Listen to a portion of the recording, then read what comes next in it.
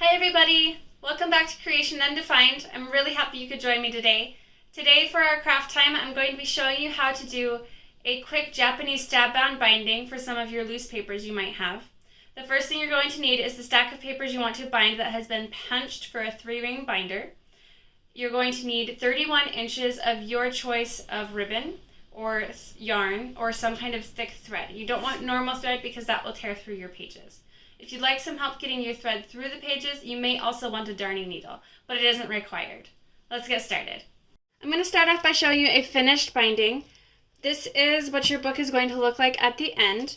I have some thick cardstock papers that I used for covers, and then inside I just have some preschool coloring and activity pages for some preschoolers. Before you use anything, you want to make sure that you have the printing and use rights for anything that you put inside your book. These are all worksheets that were given rights to print and use for free. Obviously, you can't sell them because someone else is the one who designed them. So make sure whatever you're doing, you have the rights to use it. And I'm going to go ahead and show you how we're going to make one. To start off, you need your paper that you have already either printed or purchased that is 3-hole punched along the side that you want to be the spine of your book. So this is the edge that I want to have the pages flipping, and this is the edge that I want the spine to be on. So it's already been punched on that side with 2 thicker covers made of cardstock. Once you have that, you're going to want 31 inches of ribbon or thread. It's important to note that the 31 inches is for a book that is 26 pages or 1/8 of an inch thick. For every 1/8 of an inch that you add to that, you're going to want to add an extra inch to your ribbon to make sure that you have enough to do the binding and to be able to tie it off at the end. I'm going to show you how to use a darning needle to push everything through. You can just as easily push things through by themselves because your 3-hole punch is big enough to do that.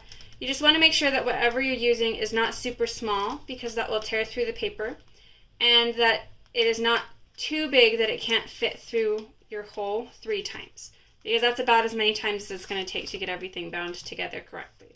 If you have that all ready to go, then you can go ahead and start binding. Alright, I'm going to show you how you're going to do your binding. You want to have 31 inches of ribbon if you're going to be tying on the inside for your book. For this one, I'm going to show you how to do it having a bow on the front. So I have added an additional 4 inches of ribbon to mine. To get started, you want to find the midpoint of your book. And if you're going to be tying a knot on the inside without having a bow on top, then you'll start on the inside of your book and you'll leave the tail in here. For mine, since I'm tying a bow on the top, I'm actually going to start from on the top.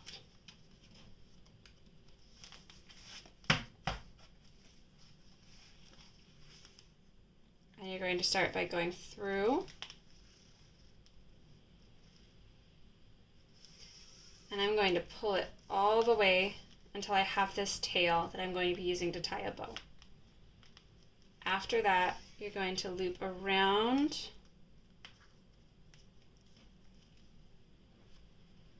the outside, making sure it stays flat, and then you're going to loop up and around and down this way.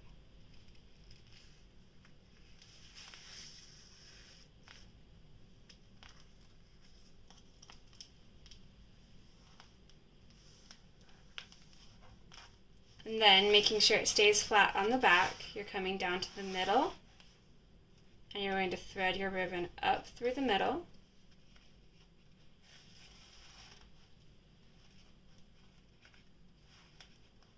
and around the back, and back through.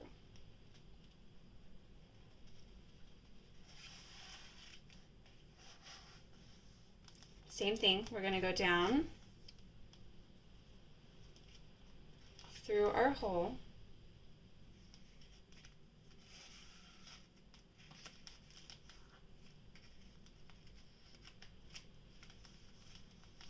around the back,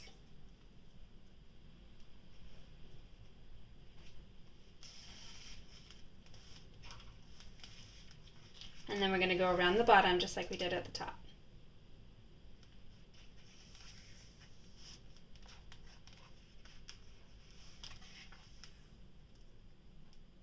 Then we're going to come up through the middle, and here's where we're finishing off our book.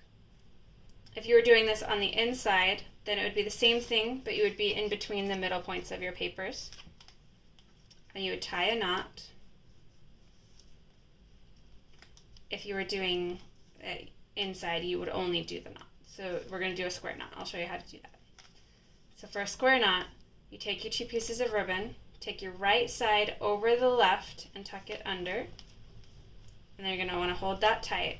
Then you take the left side, put it over the right and tuck it under. And while you're holding it tight, you might want to get a friend to have you help you hold it. You're going to pull both sides down until you get a really tight knot right there.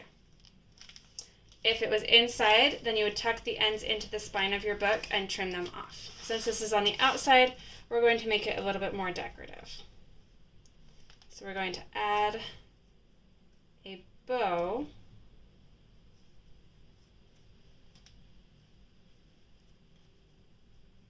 to the front, just like this. And if I wanted to tack that down with a little bit of super glue so it doesn't come undone, then I could, or I could just tie it in another knot to make sure it doesn't come undone.